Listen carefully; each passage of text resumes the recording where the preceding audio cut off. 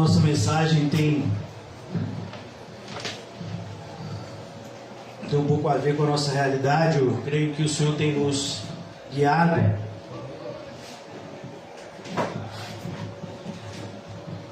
a repensar a nossa vida cristã de maneira diária, pelo menos a criar esse hábito, como o irmão José foi usado aqui na terça-feira, para nos relembrar mais uma vez algo indispensável.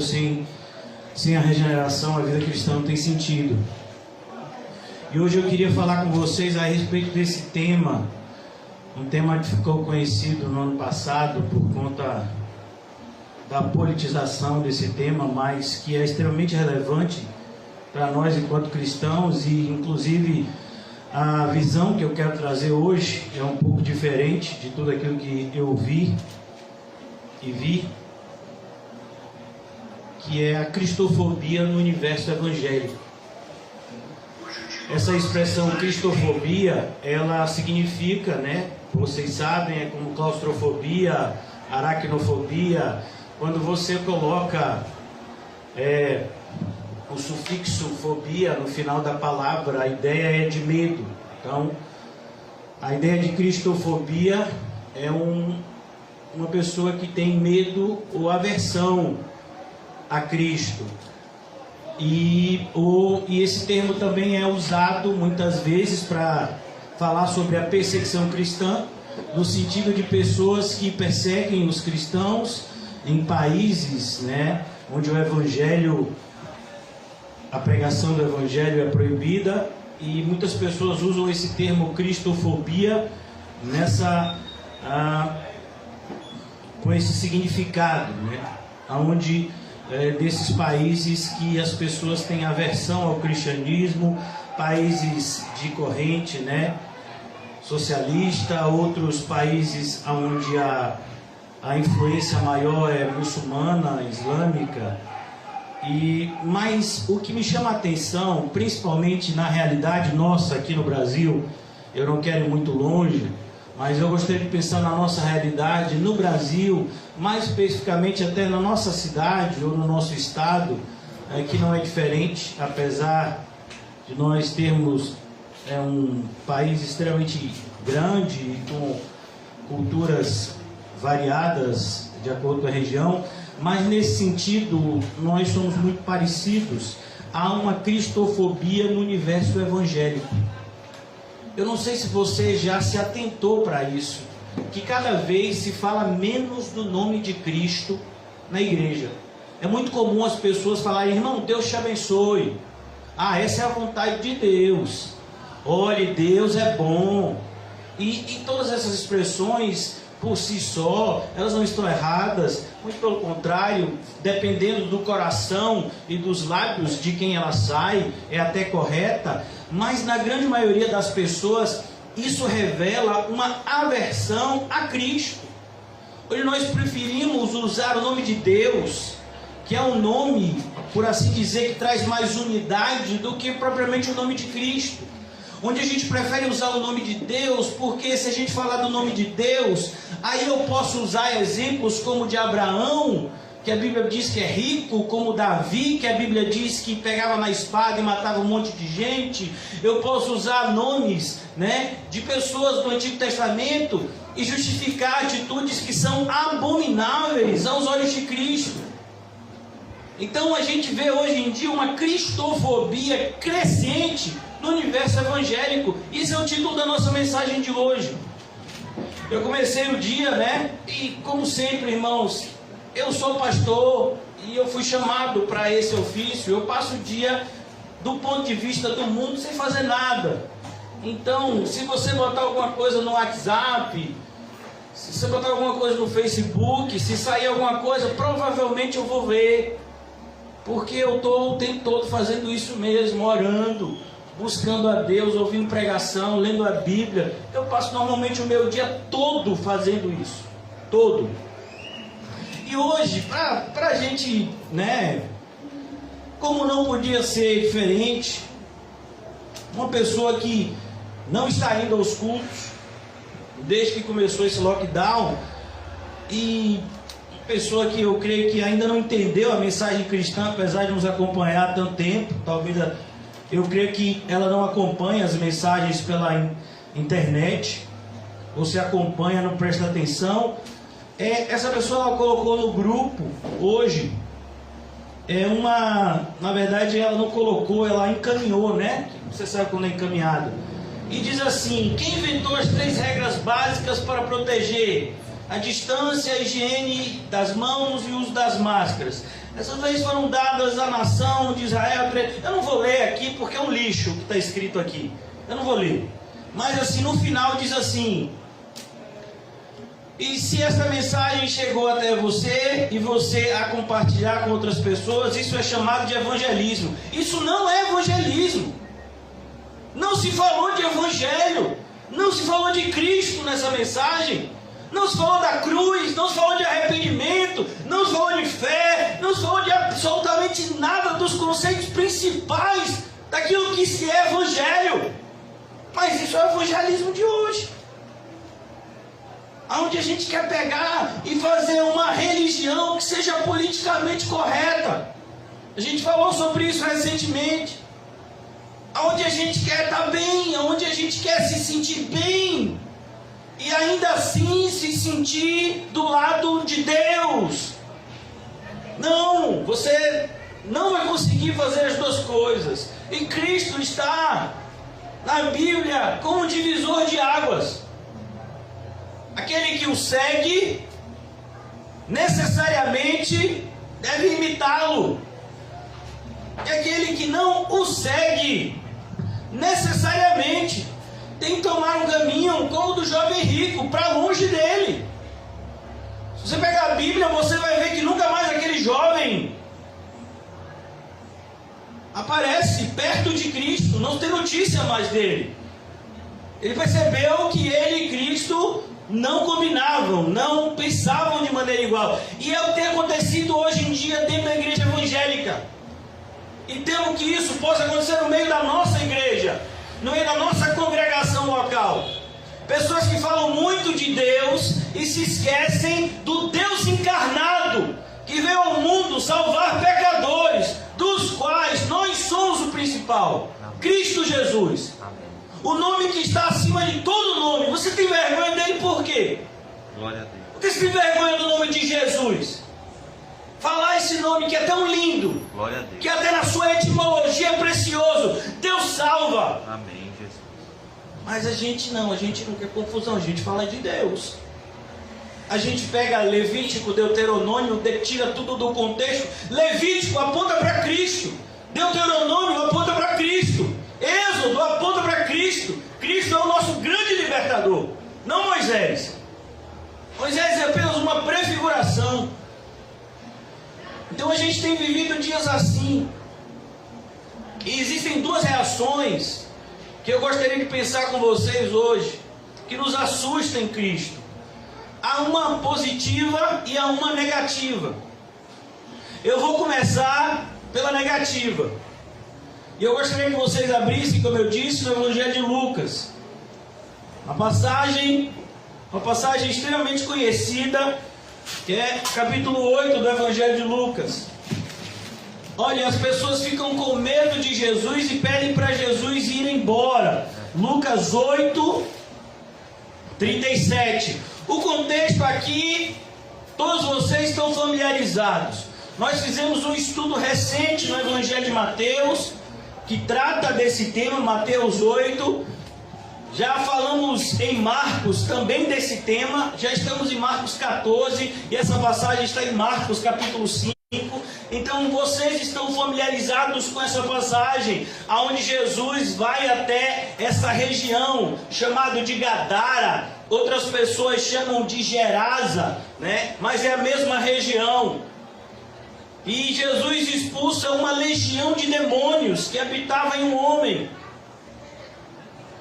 E Jesus então dá ordens, autoriza aqueles demônios a irem para os porcos. E então eles pegam os porcos e lançam os porcos precipício abaixo.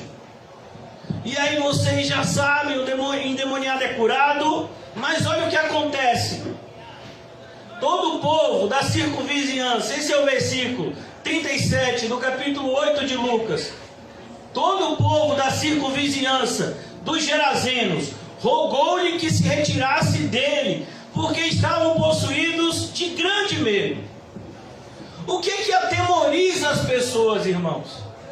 Perceba, elas não tinham medo daquela legião de demônios. Você já imaginou isso? Eles amarravam, o endemoniado se soltava, corria de um lado para o outro, e eles nunca pediram para o endemoniado ir embora. Agora eles pedem para Jesus ir embora daquela cidade. Olha que coisa interessante. Dificilmente alguém vai reclamar se nessa rua abrirem 17 bares. Mas se abrir uma igreja bíblica como a nossa, provavelmente alguém já reclamou, vai reclamar. Alguém vai querer criar confusão com você, como já tentaram criar comigo inutilmente, porque para criar confusão comigo vai ser difícil. Então, a ideia aqui é, as pessoas o tempo todo estão com medo de Cristo. Por quê? Porque eles têm medo daquilo que é santo. A santidade assusta. Sabe, a santidade de alguém assusta. Por isso que o inimigo, ele não tem tido muito trabalho hoje em dia. Porque nós vivemos em uma época onde a igreja não se preocupa em santidade, em santificação. Então nós não assustamos o mundo. Como o apóstolo Paulo, na época do apóstolo Paulo, quando ele chega em determinada região, aqueles que estão colocando o mundo de cabeça para baixo chegaram até nós. A gente não faz isso. A gente tem se posicionado como o mundo, desejado as coisas do mundo, pensado como o mundo. A única coisa que a gente tem de diferente é a religião. Então, de repente, o seu vizinho é católico, o seu outro vizinho é do candomblé, a pessoa que mora na sua frente é espírita, e você se diz evangélico, mas no final, senta todo mundo, come um churrasco, porque é assim. Não deveria. Que comunhão tem luz e trevas? Ah não, pastor, mas aí é radicalismo. Não, aí é santidade. É isso que os evangélicos não querem. É por isso que eu estou falando hoje desse tema da cristofobia no universo evangélico. Hoje em dia ninguém quer ser parecido com Cristo. As pessoas querem ser parecidas com Davi. As mulheres querem ser parecidas com Esther, com Noemi, com Ruth. Aí ninguém quer ser parecido com Cristo. Parece que Cristo, sabe, ele é um mau exemplo na nossa geração. É assustador isso. E a gente tem se posicionado como gerazenos. Porque eles mandaram Jesus embora? Porque Jesus deu prejuízo. O endemoniado não dava prejuízo. Ou pelo menos o prejuízo era pequeno. Mas Jesus veio aqui e a gente perdeu a manada de porcos toda, rapaz. Imagina se ele ficar mais um dia aqui. Aí vai falir a gente. Jesus, vai embora.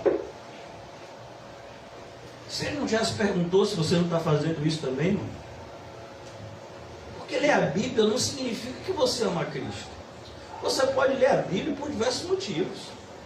Você pode ler a Bíblia, inclusive, por odiar Cristo e tentar mostrar para você mesmo que Ele não existe.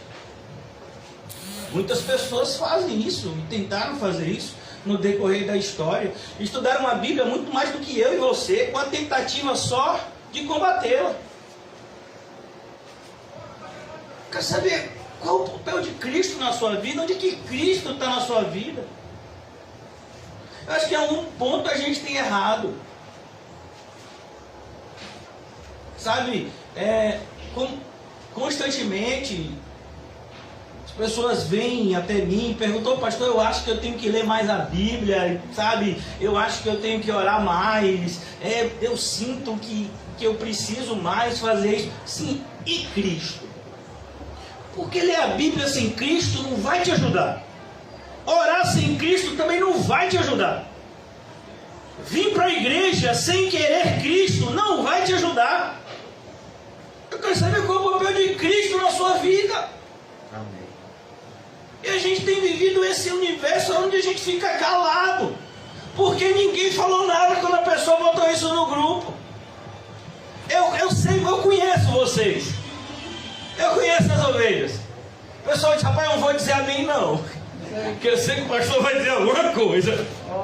Eu vou dizer amém não. E a pessoa também não queria dizer alguma coisa, porque, sabe, se eu disser alguma coisa aqui, ó, eu vou criar uma contenda. Quem cria contenda é o pastor. Eu não sou pastor, o problema é dele.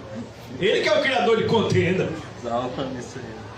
E ninguém falou nada. Eu digo, olha, rapaz, todo mundo quando bota o versículo bíblico, bota uma fotinha, é 5, 10, 20 amém, até de madrugada tem amém.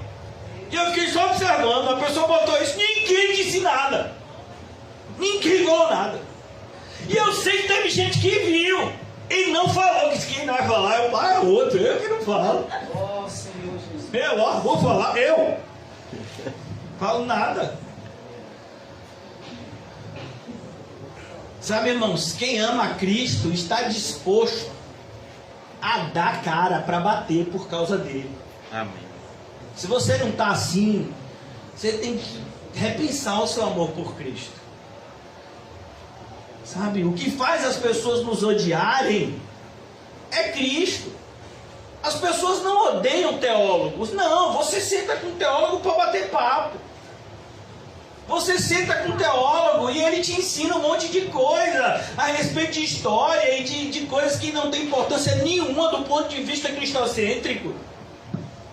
As pessoas não têm raiva de uma igreja mundana e secular. Não, as pessoas têm raiva de quem tem o aroma de Cristo. Porque quando você exala o aroma de Cristo, as pessoas sentem logo um cheiro de morte. Quem não quer nada com Cristo? Que é a maioria, diga-se de passagem. Por isso, irmãos, que eu já me acostumei com o fato das pessoas olharem feio para mim. Já me acostumei. Por quê? Porque eu sei que as pessoas não gostam do que eu falo. Porque eu também não gostaria se eu não fosse cristão. Se eu não amasse a Cristo acima de todas as coisas, eu também não gostaria do que eu digo, não. Você acha que eu não me ouço, não? Eu me ouço e fico com raiva de mim também. Aquela pregação, tem uma pregação que eu fiz aqui, eu acho que foi na última sexta. Eu ouvi aquela pregação 2 vezes, fiquei com raiva. Eu digo, seu cri-cri. Você tem nada que ficar falando essas coisas, rapaz. Salva-me, Você tem que ficar de boa, ficar de boa. Ficar de boa com as pessoas, se dá bem desse jeito, você não vai se dar bem nunca. Todo mundo vai te abandonar, você vai ficar sozinho. E eu falando comigo. E assistindo a pregação, e com raiva daquele que eu estava vendo. Rapaz, que nada, esse camarada fica falando, vai ganhar o que com isso? As poucas pessoas que tem vão tudo correr, rapaz, não vai ficar ninguém. Mas olha que coisa interessante. Essa cidade aqui, essa região era conhecida como Decápolis. Ou seja, 10 cidades juntas. Morava muita gente aqui. E todo mundo mandou Jesus ir embora. Mas teve um que quis ir com Jesus. Só um. O ex-endemoniado. Você percebeu? A palavra de Deus não volta vazia. 99,99% que pediu para Jesus ir embora. Sai daqui, Jesus. Mas esse endemoniado disse, eu quero ir para onde o Senhor for, Jesus. Vale a pena pregar a verdade, irmãos. Ainda que ninguém se convertesse, mas só o fato da gente saber que é a verdade. O evangelho que é pregado hoje, na maioria das igrejas, não é verdade. O evangelho que a maioria de vocês querem viver não é verdade. Pode se enganar. Pode achar que você é crente. Se você ama mais seu pai, sua mãe, sua mulher, seus filhos, sua própria vida do que a Cristo, você não é crente não, coisíssima nenhuma. Isso quem está dizendo não sou eu não, quem está dizendo é a Bíblia. Você tem um problema com a Bíblia, aí é você e Deus e Cristo. Então quer dizer que eu vou deixar de me importar com essas pessoas? Não, você vai se importar menos. Você vai se importar mais com Cristo. Amém. Muito mais Glória com a Deus. Cristo. Então eu vou ler de novo. E todo o povo da circunvizinhança dos Gerazenos rogou-lhe que se retirasse deles. Eles estão falando com quem aqui? Com Jesus. Isso é a verdadeira cristofobia. As pessoas estão com medo de Cristo, porque eles rogaram que Cristo fosse embora.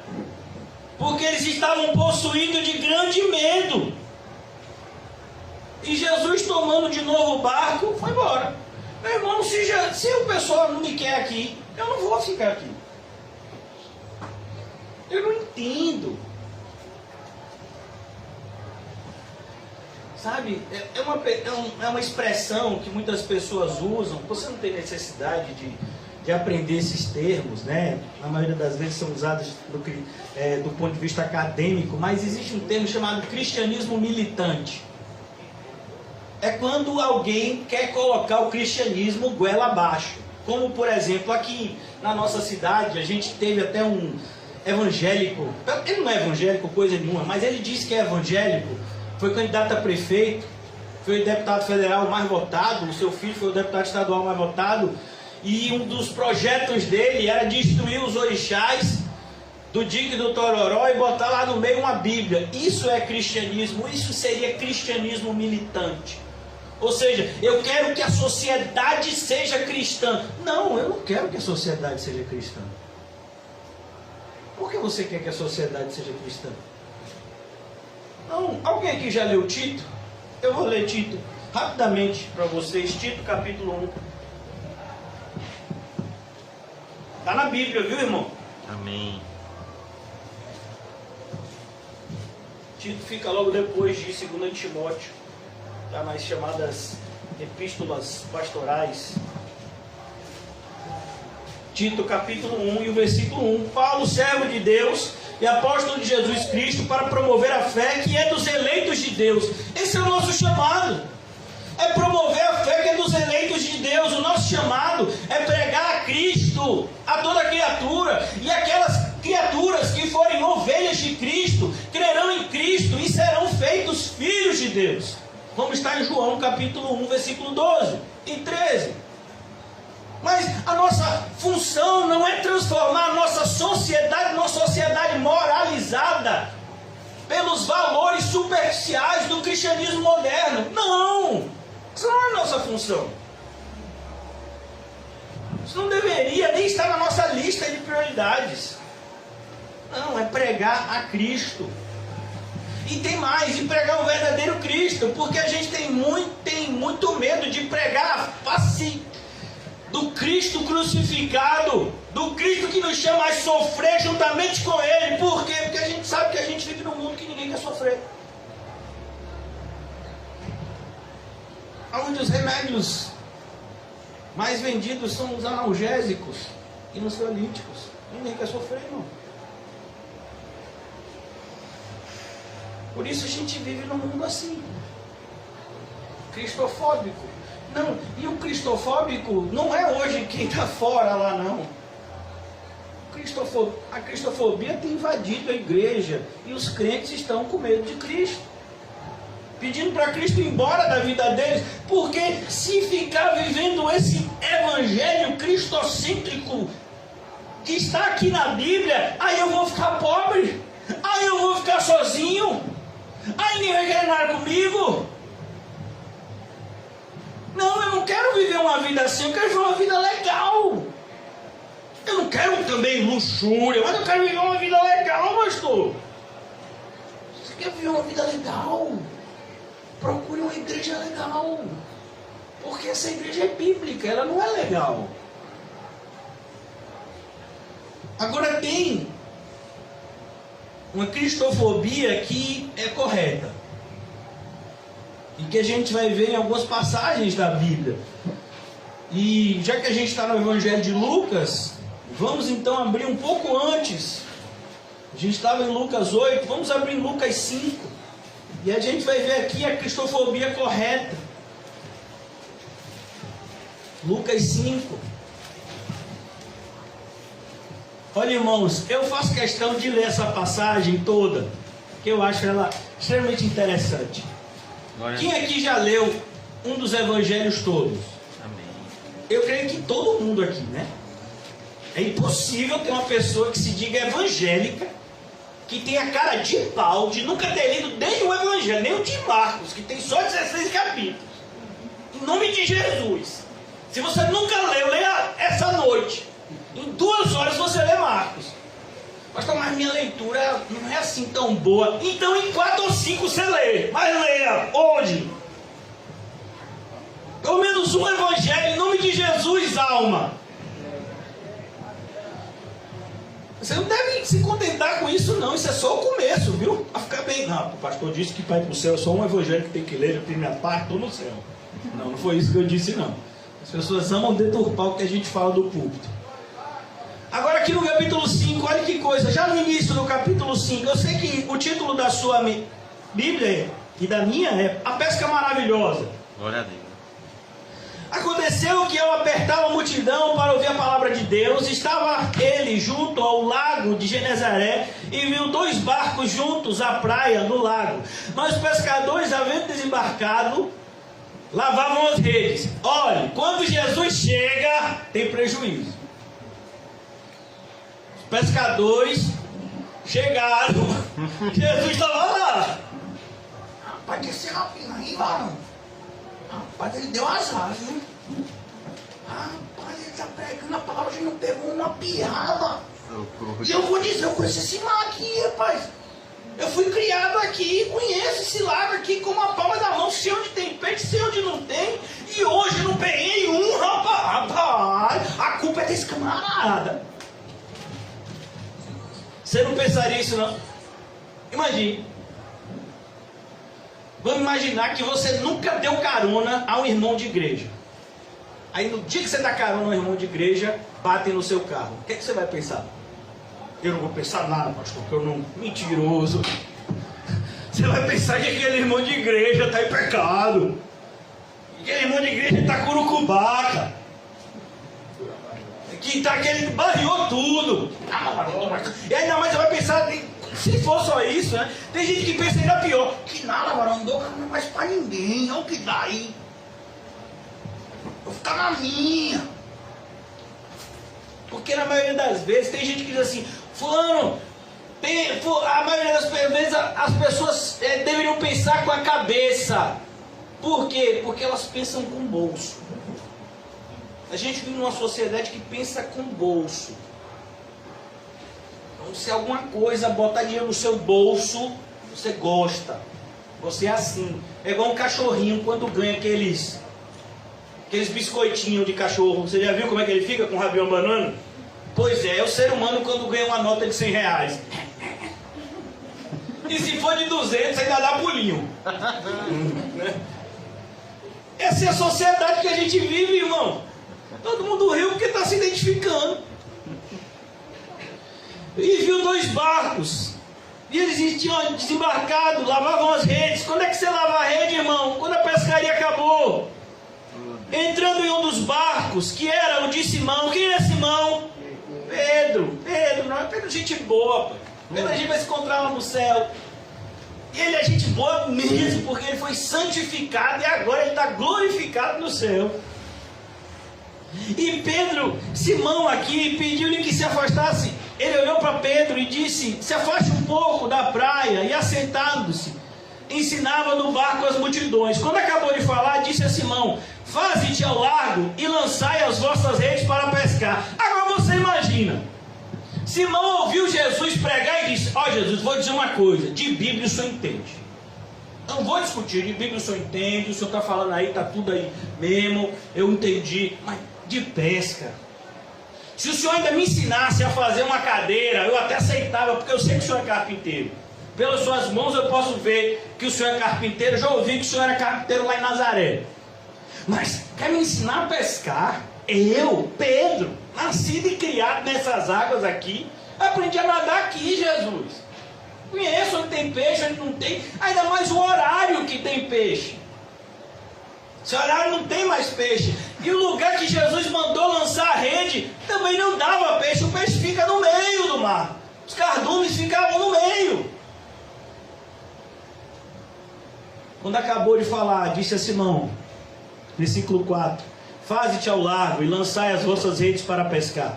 Respondeu-lhe Simão: mestre, havendo trabalhado toda a noite, nada apanhamos. Simão está respondendo, resmungando. Eu não sei se você, quando você estuda a Bíblia, eu não sei se você estuda a Bíblia da maneira correta, porque assim, aqui é um diálogo. Então, Jesus não está falando com Pedro, parecendo um robô, e Pedro está respondendo parecendo um robô. Não. Há uma expressão de confiança na parte de Cristo e uma expressão de incredulidade da parte de Pedro. Olha isso. Olha o que Pedro vai dizer. Mestre, mestre, até você, mestre, para cima de mim, mestre. Havemos trabalhado toda a noite. Mestre, eu já trabalhei a noite toda, Jesus. O horário de pegar peixe é de noite. Eu sei que o senhor não entende, Jesus, porque o senhor é carpinteiro, o senhor é jovem, começou agora esse negócio de pregação, então o senhor não entende muito. Assim, eu vi até que de Deus você fala direitinho, eu não peguei nenhum erro teológico não, viu, Jesus? Imagina, eu não peguei nenhum erro teológico em Jesus. Mas assim, me ensinar a pescar, aí você quer demais.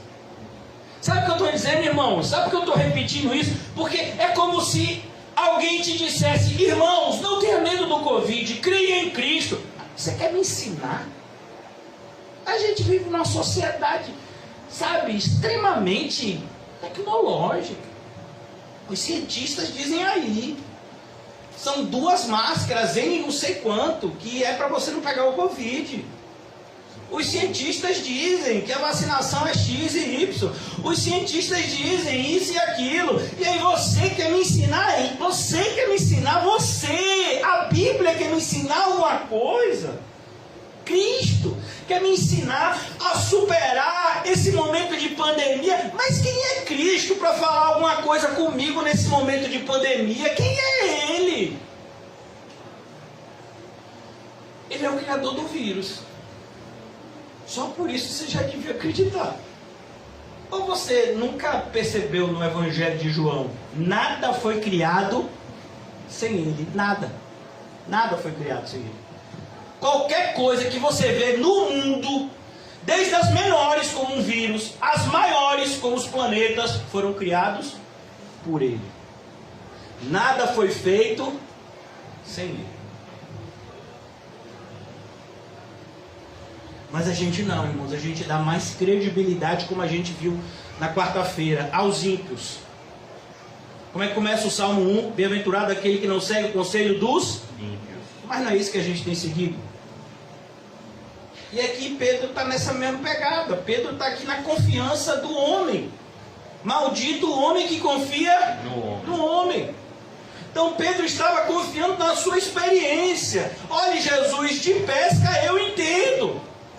Jesus, o senhor entende de carpintaria. Jesus, o senhor entende de Bíblia. Jesus, o senhor até entende de salvação. Eu até creio que o senhor é o Messias. Mas de pesca, pode deixar comigo que eu entendo. Sabe como é que a gente é hoje? Jesus, eu entendo que o senhor salva, Jesus, mas pode deixar que de ganhar dinheiro eu entendo.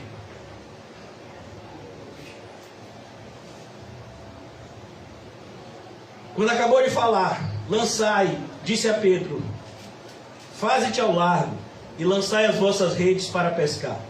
Respondeu-lhe Simão: mestre, havendo trabalhado toda a noite, nada apanhamos, nada.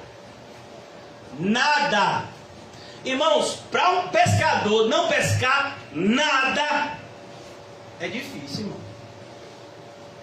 Porque até alguma coisa ele tinha que ter pego, né? Pelo menos um. Não é natural o que está acontecendo aqui. Não é natural você não pegar nada. O natural é, você pode pegar muito, você pode pegar pouco, mas pegar nada. A gente não pegou nada. Aí não tem como a gente não pensar na carta à igreja de Filadélfia, em Apocalipse.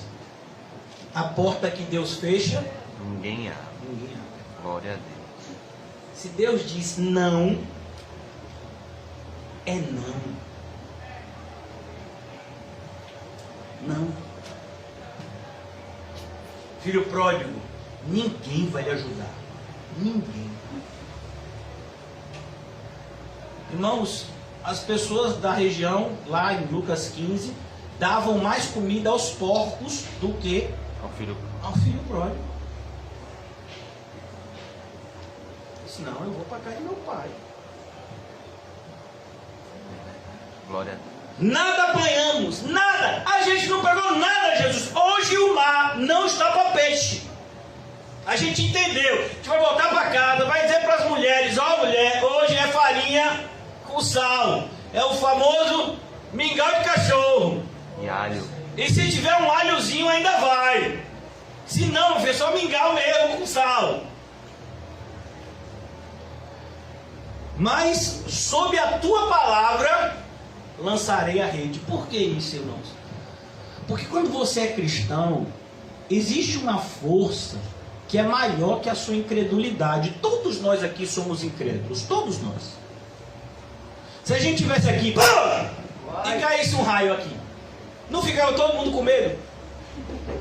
Se a gente tivesse aqui, eu estou pregando, e tivesse um tiroteio no meio da rua, eu creio que 50% se jogava no chão. Os outros 50% corriam. A gente é incrédulo, irmão. Mas o Espírito Santo, quando Jesus diz a carne é fraca, mas o Espírito está pronto. O Espírito Santo, ele nos concede uma fé que sobrepuja, uma fé que supera a nossa incredulidade. É como se todos nós aqui, todos nós somos incrédulos. Aí quando Cristo entra na nossa vida por meio do Espírito Santo, existe uma força que supera a nossa incredulidade, mas a nossa incredulidade está lá. Mas Jesus dá uma ordem, a gente diz assim, rapaz, eu vou fazer o que o Senhor está mandando. Mas eu mesmo, eu tenho minhas desconfianças. Percebe? É assim que o cristão começa. Por isso que tem que se ouvir tantas vezes as mesmas coisas. A fé vem pelo ouvir e o ouvir da palavra. Você vai ouvindo e aí a fé vai ficando mais forte e vai subjugando com mais facilidade a incredulidade. Mas a incredulidade sempre vai estar lá. A sua carne sempre vai estar lá e ela é incrédula. Cuidado em achar que a sua incredulidade não existe. Porque quando isso acontece, ela já te dominou e você nem percebeu. Mas sob a tua palavra lançarei as redes. Porque o Senhor mandou, Jesus, eu vou fazer. Mas eu não faria isso. Eu, Pedro, não faria. Estou só fazendo o que o Senhor mandou. Isto fazendo, apanharam uma grande quantidade de peixes. E rompiam-se-lhes as redes. Imagine, ele fez imediatamente os peixes que fugiram a noite toda daquela rede, vieram para a rede. Você não fique correndo atrás de nota de 50, de 100, de 200. Ela não vai pular na sua carteira, ela vai fugir dela. Quem coloca é Deus. Verdade. E Ele sabe como fazer. Com certeza. Peixe aqui, irmãos, eu sei que você quer espiritualizar, mas peixe aqui é algo extremamente prático. Peixe aqui é o ganha-pão de Pedro. Pedro era o quê? Pescador. O que ele fazia com aquele peixe? Ele vendia e ele levava dinheiro para casa.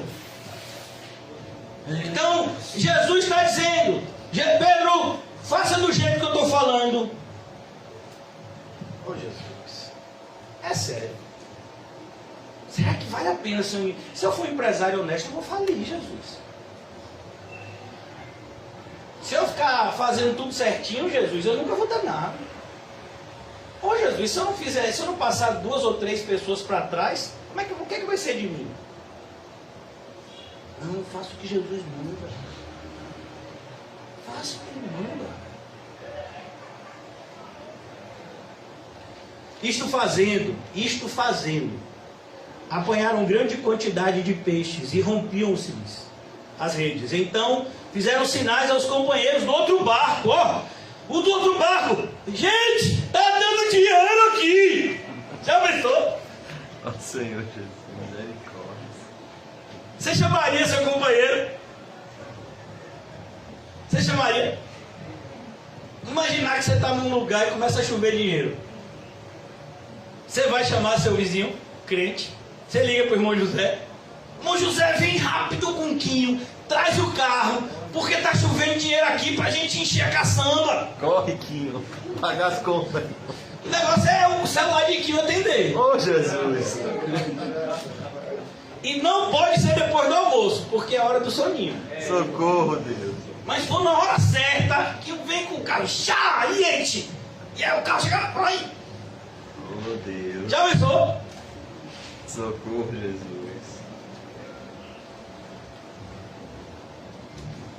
Isto fazendo, apanharam grande quantidade de peixes. A nota de 50 reais, qual é o símbolo? Onça. Uma onça, né? Qual é o que é uma garupa? Sim. Oi? Já pensou, meu amigo? Eu sou tão assim desatualizado que eu pensei que era de 50, que era garupa. Ai, pobre, não sabe nem o que é dinheiro, pô. Salva isso aí. Não manuseia. Isto fazendo, apanharam uma grande quantidade, rompiam-se nesse reis, então fizeram sinais aos companheiros do outro barco. Você faria sinal? Ou você deixava o seu barco afundar? Não, esse peixe vai ser só para mim, que nada. Jesus conta, né, de um homem que colheu muito mais do que podia colocar no celeiro. Ele fez isso, chamou os companheiros, que nada, meu filho, vou construir celeiros maiores ainda e vou botar tudo no meu celeiro e é só para mim. Mas olha aqui que coisa linda, quando é Jesus que está agindo, ele desperta em nós o sentimento de generosidade. Então fizeram sinais aos companheiros do outro barco para que fossem ajudá-los. E foram, e encheram ambos os barcos. Ambos os barcos. Eles não tinham noção da quantidade do peixe. Eles foram com um barco só. E aí tiveram que ter 2 barcos para poder pegar. E os 2 barcos ficaram cheios. A ideia de cheios aqui é quase afundando. Essa é a ideia. De tão cheio que estava. Encheram ambos os barcos a ponto de quase irem a pique. O que é um navio e a pique? Um barco e a pique. É um barco afundar. De tão pesado que está. De tanto peixe que tinha. Para quem não pegou nada, agora pegou tanto peixe que o barco quase está afundando. Mas o mais interessante é o que vem aqui. Vendo isto, Simão Pedro prostrou-se aos pés de Jesus, dizendo: Senhor, retira-te de mim. Você percebeu que é igual lá? É igual que os gadarenos falam. O que foi que os gadarenos falaram? Retira-te de mim. Mas a ideia aqui é o oposto. Simão está pedindo para Jesus ir embora porque ele se enxerga como pecador, indigno de Cristo. Os gadarenos pedem para Jesus ir embora porque eles não querem nada com Jesus.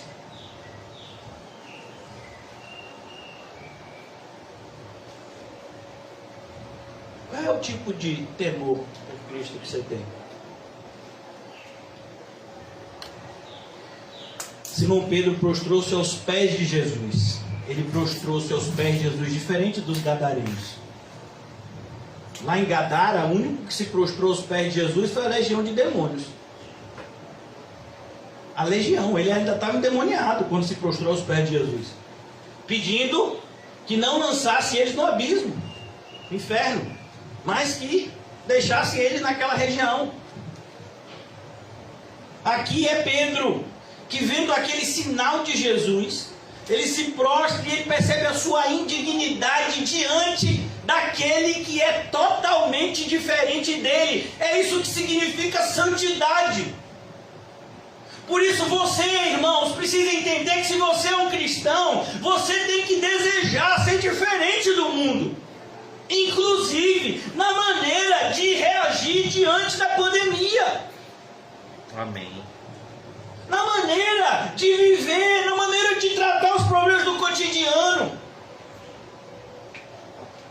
Eu presto atenção, irmãos, em tudo que acontece na escola de minhas filhas. E agora que a escola é esse negócio de internet, eu presto atenção mais ainda. Elas acham que eu não estou ouvindo nada, eu estou ouvindo tudo.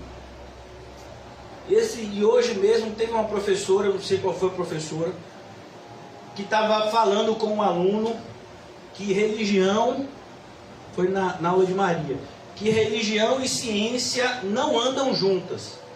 E eu disse, olha, se eu for lá me oferecer para evangelizar as crianças, a diretora vai dizer, não, aqui a escola não aceita esse tipo de coisa não, porque a escola é laica, todo mundo pode ter religião. Agora uma professora pode falar isso para minha filha? Imagine se minha filha não tem um pai que tem, e não está aqui assistindo no culto. O que eu estou dizendo para você, irmãos, é que o mundo é o mundo. O mundo é extremamente diligente em fazer as pessoas agirem de acordo com os seus próprios interesses. Agora nós, como cristãos, temos que brilhar, temos que ser sal, temos que demonstrar que existe sim um corpo de Cristo na terra. Cristo vive por meio do seu corpo aqui na terra, irmãos. Mas a grande questão é, os cristãos não querem mais santidade. Eles não querem ser diferentes. Eles não querem carregar a cruz, eles não querem imitar Jesus, eles não querem negar a nada, eles querem ganhar tudo. Coisa louca.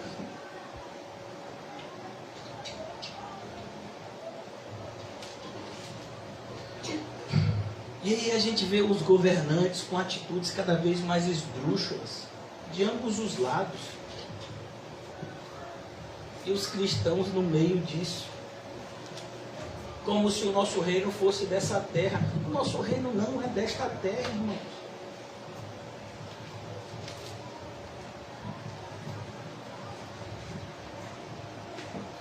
Simão Pedro prostrou-se aos pés de Jesus. Esse medo aqui é válido, porque é um medo que nos faz nos aproximar de Cristo da maneira certa, em temor e tremor.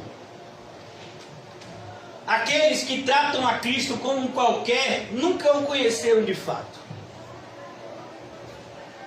Olha, irmãos, eu nunca conheci até hoje. Pode ter existido, com certeza existiu no passado. Mas na atualidade eu nunca conheci um teólogo que fosse de fato regenerado. Eu falo isso com toda tranquilidade. Principalmente aqui no nosso país. Não tem um que se salve. Nenhum deles é regenerado. Nenhum deles. E a própria fala deles declara a falta de regeneração na vida deles. Não é uma pessoa que diz que é cristão, diz que atira no outro para matar. Como é que uma pessoa que diz que é cristão diz trabalhe e fique rico, quando Jesus diz o contrário? Por que se faz teologia hoje em dia? Por que se vê? Por quê? Porque isso dá dinheiro, irmão. E tudo que dá dinheiro as pessoas buscam. Na minha época, há 25 anos atrás, quando eu tinha 16 para 17 anos, você fazia, não sei nem como é que estão as coisas hoje, você fazia um teste de aptidão para você ver que tipo de área você tinha afinidade. Mas a gente sabe que a maioria das pessoas, elas não queriam saber do resultado do teste de aptidão. Na verdade, elas estavam de olho, era nas revistas que diziam as profissões mais bem pagas. Eu tenho um colega que fez engenharia porque ele soube que a engenharia ia crescer muito no Brasil nos 10 anos por conta disso e daquilo. Eu vou fazer. Tenho parentes que fizeram medicina porque leram que medicina é uma profissão que dá dinheiro. E muitas pessoas, irmãos, têm se tornado teólogos. Porque é uma profissão que dá dinheiro, dependendo da sua linha teológica, você vai ganhar muito dinheiro. Se você estudar teologia, se aprimorar nisso, você vai ganhar muito dinheiro. É por isso que a gente vê, principalmente os presbiterianos, eles vão para os Estados Unidos fazer doutorado lá em teologia. vão para outros lugares fazer pós-doutorado em teologia. Por exemplo, acho que pós-doutorado, eu acho que tem na Alemanha, né? Vão lá fazer pós-doutorado, como John Piper fez o pós-doutorado dele na Alemanha. Agora me diga, isso acrescentou o que no cristianismo? Zero. Não está me dizendo nada. Ah, mas escreveu 50 livros. Eu já vi uma pregação dele. Até ele é sincero.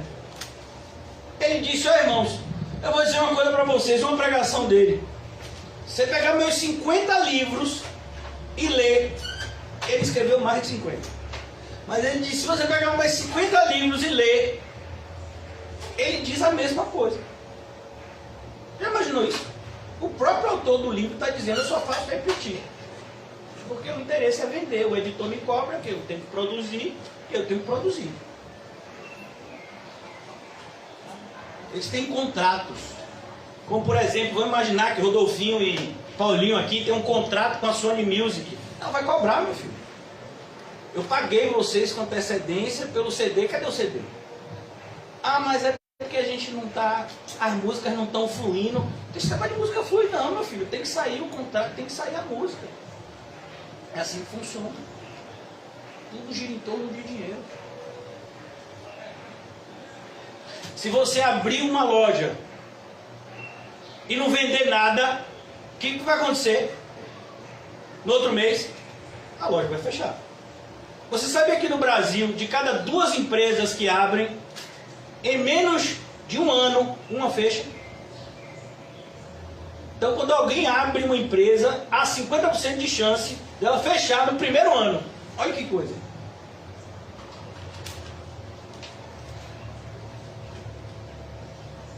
Eu estou dizendo isso, irmãos, porque confiar, a gente só confia em Cristo. E não me diga que você confia em Deus, se você nem conhece a Cristo.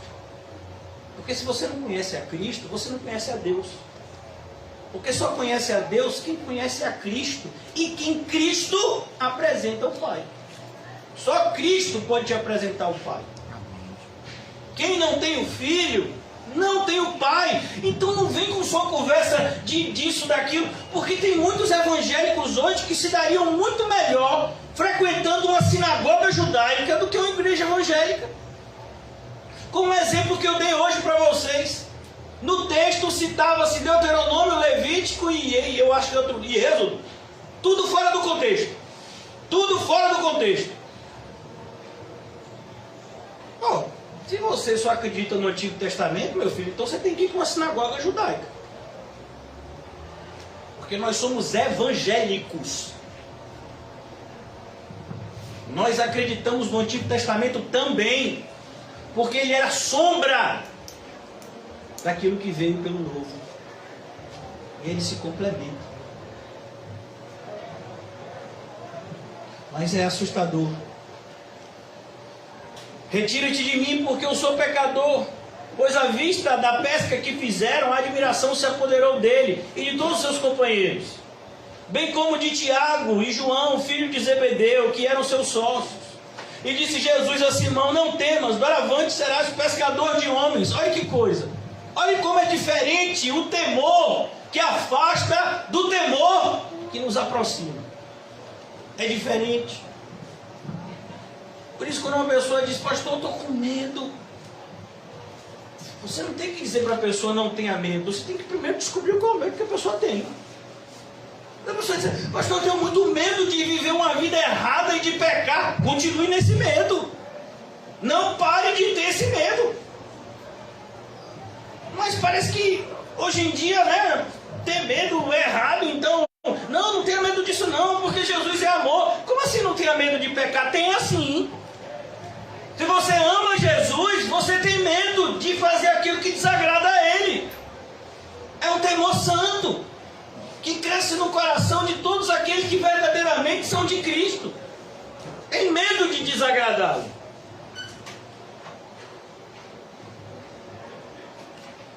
Isaías capítulo 6. Isaías é profeta, irmãos. Isaías já ouvia a voz de Deus. Mas ele diz, quando ele vê o trono do Senhor, ai de mim. Mas Isaías são um profeta. Mas agora eu vi como eu sou sujo, como eu ainda sou um pecador miserável. Você acha que Paulo falou que ele era o maior dos pecadores que ele conhecia quando ele estava no início da caminhada cristã? Não, Paulo já tinha anos de apostolado. Mas ele continuava tendo a mesma visão a seu respeito. Eu sou um pecador miserável. Porque o nosso referencial é Cristo. E comparado a Cristo, nós somos o quê? Pecadores miseráveis. A nossa única esperança é seguir o estreito caminho que o nosso Salvador abriu para nós pelo seu sangue. Conhecer o nosso Salvador, a gente quer conhecer. A gente acha que vai ser salvo. Mais uma vez, no universo evangélico cristofóbico, um universo evangélico que não se fala de Cristo, e quando se fala de Cristo, é um Cristo totalmente deturpado à luz das Escrituras. É um Cristo que não nos cobra nada. Irmão, Jesus foi para as cidades onde ele operava. Mas você não vê esse Jesus sendo pregado. Você vê. Você vê esse Jesus, você vê o Jesus de João 16? O mundo vai odiar vocês, porque vocês carregam o meu nome. Você vê isso? Não. Os evangélicos não querem ser odiados por serem de Cristo. Não, a gente quer encontrar o meio termo. Não, eu quero ser de Cristo e ao mesmo tempo eu também quero ser aceito pelos meus familiares, aceito pelos meus vizinhos. Eu quero ter um cristianismo, sabe? Um cristianismo que não me impeça de fazer as coisas que o mundo faz. Que cristianismo é esse que você quer ter? Esse cristianismo não existe. Um cristianismo sem santidade, sem diferença, sem separação. Tema a Deus. Não tema ficar pobre. Não tema ficar sozinho. Não tema ser rejeitado. Tema a Deus. Glória a Deus. E arrastando eles os barcos sobre a praia, deixando tudo, o seguiram. Deixando tudo. Esse é o temor que a gente devia ter. É por isso que a questão toda, irmãos, e agora eu vou pegar, agora é a parte, né, que a gente vai concluir aqui. A questão toda não é se você conhece ou diz conhecer a Cristo de alguma forma. Ah não, eu conheço, pastor, eu já sou evangélico há algum tempo, eu leio a Bíblia, eu tenho comunhão com Deus. Não, eu quero saber se você ama a Cristo. Você ama? Você ama a Cristo acima de tudo e todos? A questão toda é essa. Se você ama a Cristo acima de tudo e todos, então tem que haver desconforto na sua vida. Porque o diabo, ele não vai facilitar a nossa vida. Se ele perceber que a gente está amando a Cristo da maneira correta, ele vai fazer de tudo para esfriar o nosso amor, como foi o caso de Éfeso. Irmãos, Éfeso foi evangelizada por Paulo, pastoreada por Timóteo e pelo próprio apóstolo João. Faltou pastor nessa igreja? Faltou exemplo nessa igreja? Não, mas o amor foi embora. Quem garante? Por isso que às vezes as pessoas falam: pastor, fulano foi embora da igreja, fulano está sem vir, e agora? Vamos tentar convencer fulano a voltar? Não. Não ama a Cristo. Quem ama a Cristo chega na igreja chorando, pedindo perdão, porque fez algo. Quem ama a Cristo de verdade, se afastou dele, volta, como o filho pródigo voltou. Como foi que o filho pródigo voltou para a casa do pai? Vocês lembram? Chorando, gritando: pai, eu pequei. Eu pequei contra ti, eu pequei contra o céu, eu pequei contra Deus, eu pequei contra ti, pai. Me perdoa, me trata como um servo qualquer. Só uma pessoa que se arrependeu. Glória a Deus. A gente não vê isso na igreja evangélica. A gente não vê isso. Acho que isso é um dos propósitos, inclusive, que o Senhor não quer mais que a gente continue no alto das pombas, na boca do rio. Eu não sei quanto tempo a gente vai ficar aqui também. Eu digo para vocês, irmãos, que não tem nada que me prenda aqui nessa terra. Eu estou aqui hoje, mas se o Senhor me mandar ir para outro país, outro estado, eu vou.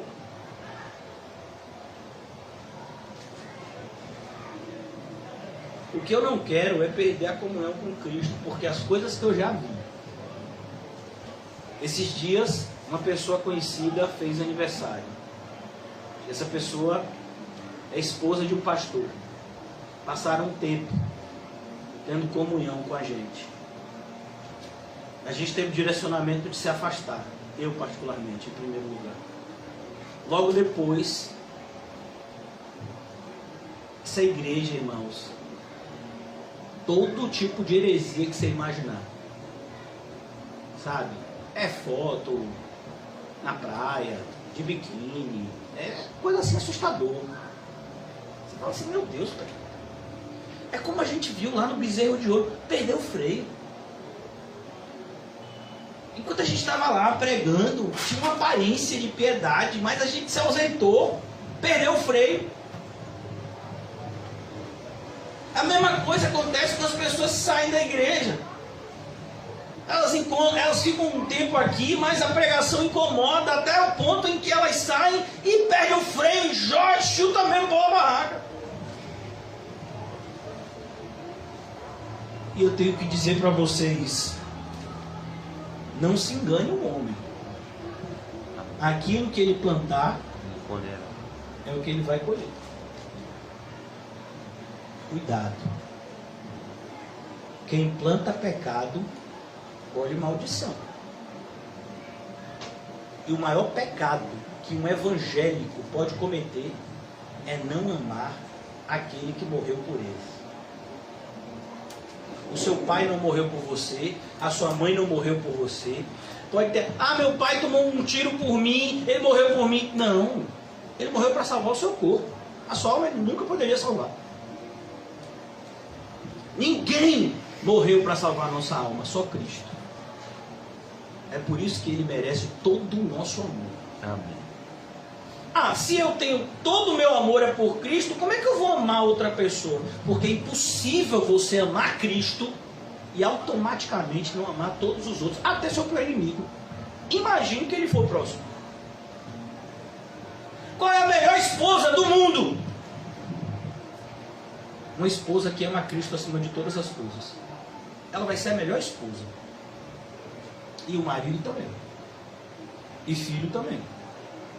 E pai também. Pelo temor a Cristo. Por isso a gente tem que repensar o nosso cristianismo, irmãos. Porque as trevas têm sido trevas. Mas e a luz? Está iluminando o quê? Eu vou repetir, irmão, se é algo que eu durmo e acordo pensando, são as últimas palavras da Bíblia. O sujo, suje-se mais ainda. O limpo, limpe-se mais ainda. Mas às vezes parece que a gente está enxugando gelo. Eu particularmente, eu me sinto um ET falando essas coisas para vocês. Porque eu sei que a maioria das pessoas não acredita. A maioria das pessoas não acredita. Eu tenho certeza que tudo que eu falei aqui é bíblico. A minha consciência no Senhor está em paz. Mas é esse mesmo Espírito que me mostra que a grande maioria das pessoas que ouvem não dão crédito. Não como deveriam. Pedro, André, Tiago e João abandonaram a tudo e seguiram a Jesus. Isso é um temor correto. Mas o temor de hoje, que não nos custa nada, não faz você acordar mais cedo, não faz você dormir mais tarde. Meu filho, você ser cristão automaticamente significa ter problema de saúde. Porque a vida de um cristão é difícil. O cristão, ele está preocupado com evangelizar, ele está preocupado com orar, ele está preocupado em ter intimidade com Cristo, ele está preocupado em vencer o seu próprio pecado. O cristão está o tempo todo sendo atacado por hostes espirituais diabólicas. E aí tem gente que diz, mas eu quero dormir 8 horas por noite. Você quer o quê? Meu filho, quando eu durmo 4, estou dormindo demais. O descanso é no céu. Não perca isso de vista. É triste a realidade. É triste. Mas há algo que consola o nosso coração e conforta. O Senhor Jesus conhece aqueles que são seus. E a mesma passagem que diz isso, diz também: afaste do pecado todo aquele que professa o Senhor. Que a gente pense nessas coisas na noite de hoje, nas nossas próprias vidas. Eu queria que você fosse para casa pensando nessa frase, nessa pergunta: eu amo a Cristo? Não é nem eu amo a Cristo como deveria. Eu quero saber, eu quero que você seja sincero com você. Você ama a Cristo? Eu não sei isso a você. Para que você não esteja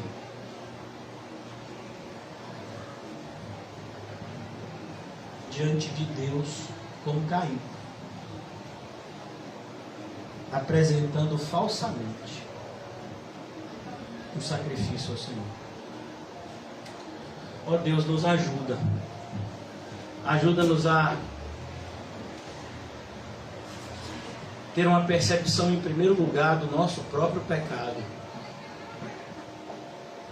Ó Senhor Jesus, não amamos ao Senhor. E se amamos, não temos amado como deveríamos. Por isso perdoa, Senhor. Perdoa a nossa loucura de adorar a criatura no lugar do Criador, de colocar na frente filho, filha, pai, mãe, mulher, esposo, e principalmente os nossos próprios interesses. Todos eles são colocados na frente do teu reino e da tua justiça. E ainda temos a cara de pau de nos queixar quando os nossos projetos carnais dão errado. Tem misericórdia de nós, Senhor. Clamamos nessa noite como Bartimeu, cego mendigo. Abre os meus olhos, Senhor, para que eu veja. E assim que Bartimeu viu a Cristo, ele passou a segui-lo. Que seja assim nas nossas vidas, Senhor. Ajuda-nos a te ver. E ao te ver, possamos, contemplando a tua face gloriosa,